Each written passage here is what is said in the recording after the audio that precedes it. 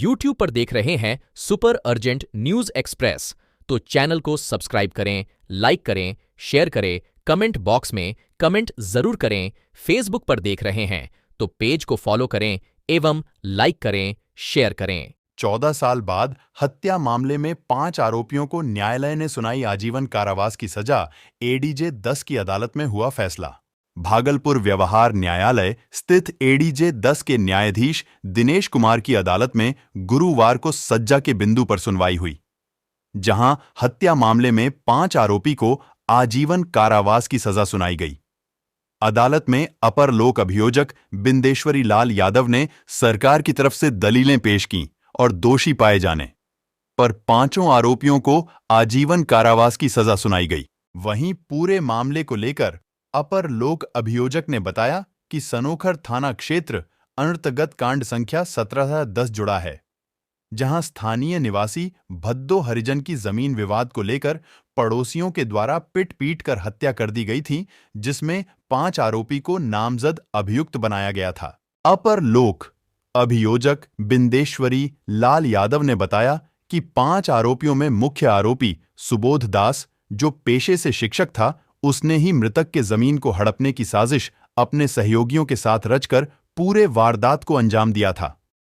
गुरुवार को न्यायालय ने सुबोध दास, नरेश दास, मदन हरिजन, बिशन दास और दशरथ हरिजन को आजीवन कारावास की सजा सुनाई। बता दें कि घटना 14 साल पुरानी है, जिस कारण आरोपियों को पटना उच्च न्यायालय ने जमानत दे दी थी। जमानत के बाद निचली अदालत ने मामले में संज्ञान लिया और 29 अप्रैल 2024 को 5 आरोपियों को दोषी करार दिया था, जिसमें गवाहों की प्रस्तुति के बाद आरोपियों आज सजा सुनाई गई। मामला जो है होली का टाइम था 2010 में, और होली के टाइम में वो अपना सामान खरीदने के लिए गया हुआ था अपना दुकान से सामान जो ही लेके जा ही रहा था कि रास्ते में जो है घात लगा ये, जिनको शराब ये 5 आदमी ने घेर लिया। 6 आदमी ने घेरा, एक आदमी की मृत्यु हो गई। 5 आदमी जो है बुरी तरह से इनको मारपीट कर घायल कर दिया, अधमरा कर दिया। तब तक घर वाले के आते आते उन लोगों को भी मारपीट किया और इसको हॉस्पिटल ले जाते क्रम में रास्ते में ही दम तोड़ दिया। इनको इन्फॉर्मेंट कौन था? इन्फॉर्मेंट जो है डिसीज्ड का भाई था, जिनकी मौत हुई है। हाँ, नाम क्या था? उसका नाम था भद्दो हरिजन, और जो केस किया था वो गिदास। इसमें क्या कोर्ट में आज क्या मामला? अब मामला कोर्ट में जो है उन्होंने 29 तारीख को 29/4/2024 को जो है दोषी पाया था इसी केस में। दोषी पाने के बाद आज सेंटेंस बिंदु पर रखा गया था। सेंटेंस बिंदु पर जो रखा गया था उसमें आज 5 आदमी को जो है 5 अभियुक्त को आजीवन कारावास और 10,000 रुपया जुर्माना नहीं देने पर 6 महीना जो है एक्स्ट्रा उनको जो है सजा गुजारना होगा, और सभी सेक्शन में अलग अलग सजा को। ये विवाद क्या था? ये विवाद जो है इन लोगों का जो है पूर्व से था, जगह जमीन का विवाद था, उसको लेके लोग जो उलझा हुआ था, उसी की वजह से किया गया। सारे लोग तो हरिजन ही हैं। सारे लोग हरिजन हैं, चाहे इन्फॉर्मेट हो हाँ, चाहे जो, लेकिन इन्फॉर्मेट वो गरीब तबके के लोग थे। और जो मारने वाले थे उसमें एक शिक्षक थे जो सुबोध दास, जो उनके कहने पर उनके सारे लोग अपना रिलेटिव जो है उनको बुरी तरह से मारे और मारकर जो है संपत्ति को ये लोग अपना हड़प। परिचय मेरा नाम बिंदेश्वरी लाल यादव, अपर लोक अभियोजक भागलपुर। हम इस केस में पूर्व में सेशन ट्रायल केस फेस किए थे, जिसका सेशन ट्रायल केस नंबर 140 से 141/2014 है। बाद में जो है यह केस ट्रांसफ़र होकर चला गया 10 एडीजे साहब के यहाँ दिनेश बाबू कोर्ट में। वहाँ जाने के बाद फिर हम जो है सूचक के द्वारा जो है इन्फॉर्मेंट के तरफ से हम वकील रहे, और उसके बाद जो है मेरे द्वारा जो है यह बहस की गई और काम की। 10 में ये केस। भागलपुर पुलिस ने बड़ी कार्यवाही करते हुए एक व्यक्ति को अवैध हथियार के साथ गिरफ्तार किया है। गिरफ्तार व्यक्ति की पहचान बबरगंज थाना क्षेत्र के महशपुर निवासी अंजेश कुमार के रूप में हुई है। पूरे मामले को लेकर डीएसपी 2 राकेश कुमार का कहना है, उक्त व्यक्ति हथियार को लेकर घूम रहा था, तभी पेट्रोलिंग के दौरान उसकी तलाशी ली गई और हथियार के साथ उसे गिरफ्तार कर लिया गया। पुलिस ने आरोपी के पास से एक देसी कट्टा, 2 कैंची, 1 चिलम और मोबाइल बरामद किया है।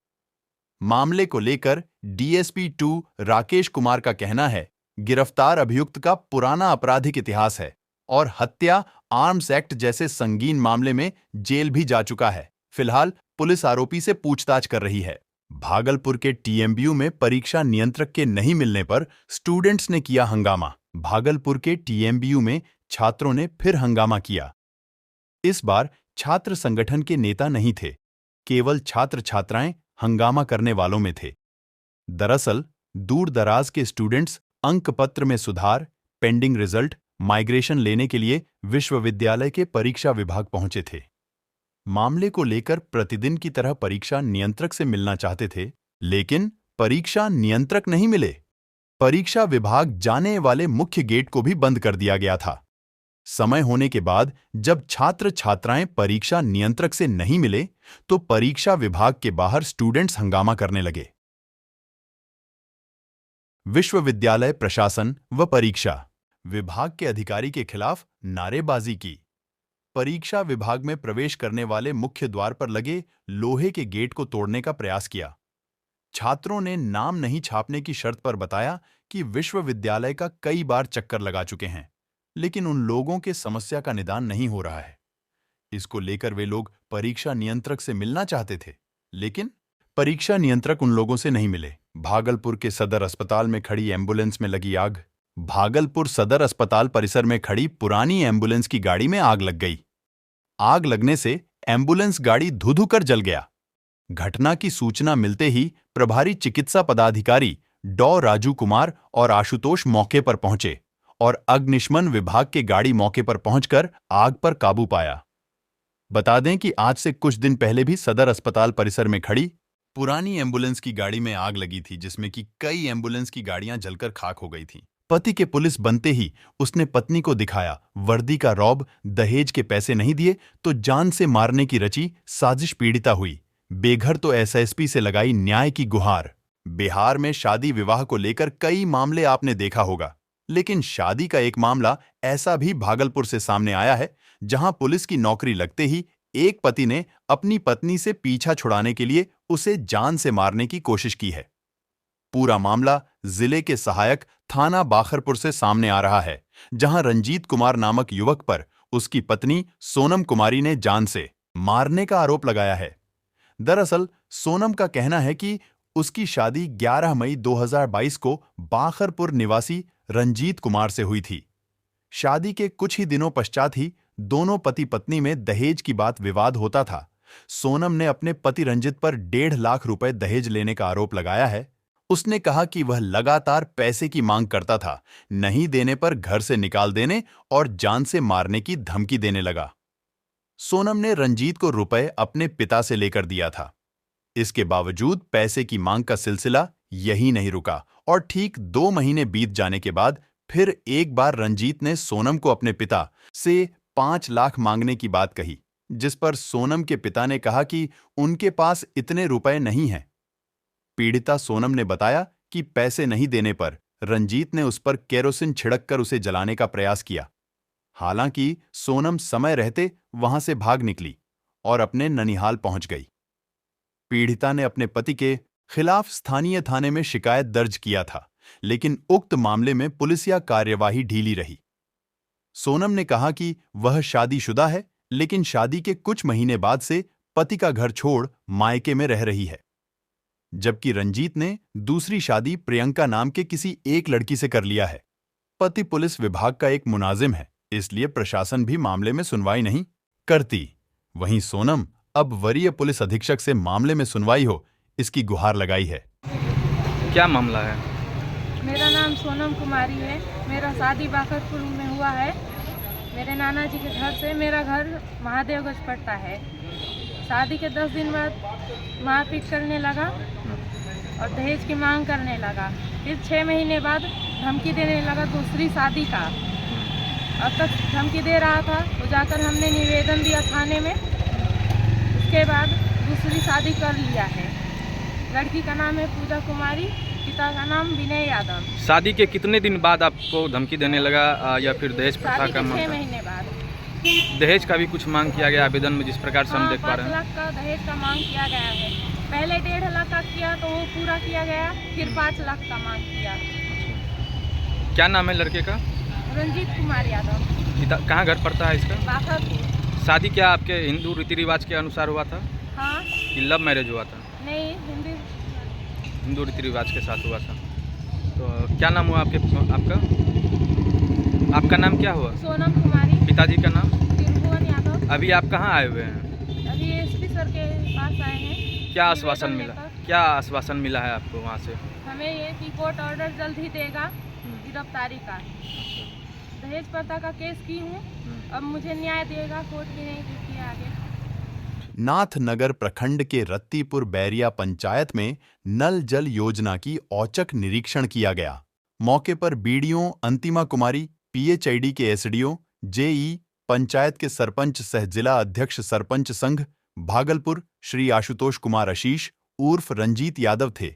सभी ने श्री रामपुर, बैरिया, अजमेरीपुर सहित रसीदपुर और दिलदारपुर में पानी की समस्या को देखा। ग्रामीणों ने कई तरह की समस्या बताया, जैसे श्री रामपुर में पिछले 1 माह से पानी सप्लाई नहीं हो रहा था क्योंकि पाइप कट गया है। पंचायत के अन्य जगहों पर भी सप्लाई को लेकर लोगों ने अफसर को बताया।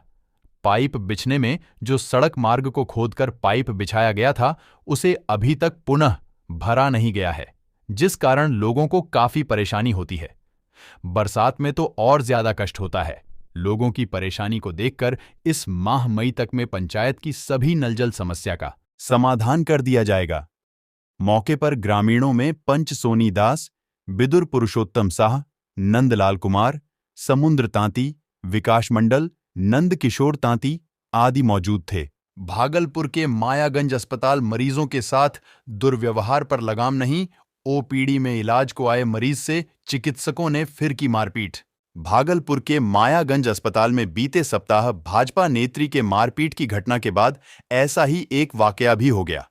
ओपीडी में इलाज कराने आए बड़ी खंजरपुर निवासी छोटू यादव व उनके साथ आई 2 महिला परिजनों के साथ जूनियर डॉक्टरों ने फिर से मारपीट की। घटना को लेकर छोटू यादव के परिजन ने इसकी लिखित शिकायत बरारी थाना से की। मामले पर बरारी थाना अध्यक्ष अभय शंकर ने बताया कि दोनों पक्षों के बीच सुलह हो गया है। दोनों पक्षों से शांति बनाए रखने का आग्रह किया गया है। ठनका गिरने से गई एक युवक की जान। भागलपुर के नाथनगर में एक युवक की मौत हो गई। ताजा मामला नाथनगर के बहियार क्षेत्र का है, जहां युवक शौच के लिए गया था। वहीं यह घटना हुई है। मिली जानकारी के अनुसार पुलिस ने शव को अपने कब्जे में कर लिया है। वहीं परिजनों का रो रो कर बुरा हाल है। इसलिए मौसम विभाग के अनुसार बारिश के समय लोगों को किसी भी पेड़ के नीचे या फिर बाहर के बीचों बीच जाने से मना किया जाता है। घटना घटित होते ही परिजन घटनास्थल पर पहुंचे और आनन फानन में उसे अस्पताल ले जाया गया। वहीं चिकित्सक ने उसे मृत घोषित कर दिया। मृतक की पहचान नाथनगर के हरदासपुर के रहने वाले देवनारायण मंडल के रूप में हुई है। झड़ा फिर कागज ले गाँव घुसल थोड़े दूर ले ठनके में खत्म हो गया। ठनका से हाँ क्या बच्चा रहे एक ले ले झड़ा फिर की करे रहा मृतक छ हाँ मृतक जो चले वो की करे रे अपने लड़का की करे छे मजदूरी हाँ बाहर में जा रहे कमाए जाए बाहर उस कमा के लो ले वही अकेले कमाए वाला रहे कमाए वाला तो बाहर में 3 गो छे। ये कमाई कैलो आरो 2 ठो आंगने वाला छे। कहिया आइलो रे? करीब 15 दिन होलो तेला। कहाँ कमाई ना? सिकंदराबाद में घर कटी ले लो केकरो से मिलाइ लो मिलाई ले ना ऐसा ही लो लेके आवे जा छे घरे पे। हाँ घर तो फनु जेबो तो कलिए तो भाई लो से रही जो रुका तो फरू दिया बातों में की नाम चले? देवनारायण मंडल। अपने नाम की हमरो जगदीश मंडल। नाथनगर के गणपत राय सलारपुरिया सरस्वती विद्या मंदिर में विद्यालय परिसर का निरीक्षण किया गया। विदित हो कि प्राथमिक शिक्षक प्रशिक्षण महाविद्यालय फुलवरिया से 200 से अधिक शिक्षकों के द्वारा विद्यालय के भौतिक संसाधनों का प्रत्यक्ष निरीक्षण किया गया। शिक्षा विभाग अपर मुख्य सचिव के निर्देशानुसार प्रशिक्षण महाविद्यालय में प्रशिक्षण प्राप्त कर रहे समस्तीपुर जिला के 200 से अधिक शिक्षकों के द्वारा विद्यालय के वंदना सभा, पुस्तकालय, संगणक कक्ष, क्रीड़ कक्ष, कीड़ा क्षेत्र, भौतिक, रसायन एवं जीव विज्ञान प्रयोगशाला आदि का प्रत्यक्ष निरीक्षण किया गया। इसके अतिरिक्त विद्यालय व्यवस्था पक्ष की भी जानकारी ली गई। संपूर्ण व्यवस्थाओं की जानकारी लेकर अपने अपने विद्यालयों में उसका अनुपालन करना ही कजरैली शिक्षकों के लिए शैक्षिक भ्रमण का मुख्य उद्देश्य है। 3 घंटा रोड इस अवसर पर भागलपुर विद्यालय के प्रधानाचार्य कजरैली नीरज कुमार कौशिक, अमरपुर प्रधानाचार्य अशोक कुमार मिश्र, थाना महज कुमार झा एवं सभी आचार्य बंधु भगिनी उपस्थित थे। साइकिल सवार छात्रा को गुरुवार की शाम को तेज रफ्तार बस ने रौंद दिया, जिससे कि एक छात्रा की मौके पर ही मौत हो गई। वही दूसरी छात्रा गंभीर रूप से जख्मी है। बस ड्राइवर बस छोड़कर फरार हो गया। इधर घटना की सूचना पर पहुंचे आसपास के लोगों ने बस को जब्त, स्थानीय लोगों ने भागलपुर अमरपुर मुख्य मार्ग को 3 घंटा जाम कर दिया है। घटना की जानकारी मिलते ही मौके पर कजरैली पुलिस दल बल के साथ पहुंची, साथ ही 3 थानों की पुलिस भी मौके पर पहुंची और स्थानीय लोगों के सहयोग से जाम को हटाया गया। वही पुलिस एवं स्थानीय लोगों की मदद से जख्मी छात्रा को इलाज के लिए जवाहरलाल नेहरू चिकित्सा महाविद्यालय अस्पताल भेज दिया गया। मृतक छात्रा की पहचान कजरैली थाना क्षेत्र के कुमरथ निवासी प्रमोद चौधरी के 14 वर्षीय पुत्री स्वाति प्रिया के रूप में हुई है। साथ ही स्वाति प्रिया की सहेली रवीना कुमारी, जो कि गंभीर रूप से जख्मी है। दोनों छात्रा कजरैली स्कूल के 9 क्लासवीं की छात्रा थीं और कजरैली बाजार ट्यूशन पढ़ने शाम के 3 बजे साइकिल से रोजाना जाती थी। शाम में को वापस आती थी। वहीं मृतक की पिता प्रमोद चौधरी ने बताया कि 3 साल से मेरी बेटी स्वाति प्रिया कजरैली पढ़ने जाती थी, लेकिन आज घटना में मौत हो गई। मृतका स्वाति प्रिया 2 भाई 2 बहन हैं, जिसमें कि दूसरी बहन स्वाति प्रिया हैं और 2 भाई छोटे हैं। मृतका स्वाति प्रिया की पिता प्रमोद चौधरी मजदूरी कर अपना परिवार का जीवन यापन करता था। वहीं कजरैली पुलिस ने पंचनामा कर शव को पोस्टमार्टम में भेज दिया। घटना से परिजनों में मातम छा गया है, साथ ही रो रो बुरा हाल है।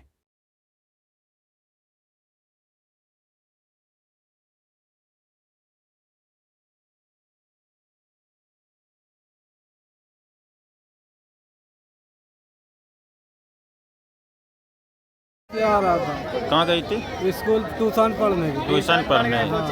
कोचिंग कोचिंग करने कहाँ जाती है? कजरैली। कजरैली कितने बजे निकली थी घर से? घर से कै बजे आज पढ़े? 2:30 बजे। 3 बजे। ये घटना कब घटा? घटना बच्चे का नाम क्या है? स्वाति प्रिया। उम्र कितना है? सब 14 साल। हाँ। किस क्लास में पढ़ती थी? 9 में। ये मतलब कितना बहन कितना भाई है? 2 बहन 2 भाई। ये सबसे बड़ी है? ये सबसे मझली है। 2 भाई 2 बहन। हाँ, बहन में छोटी है? हाँ, भाई दोनों छोटा है। पल्ले बड़ी है। दोनों। आपका नाम क्या हुआ? प्रमोद चौधरी।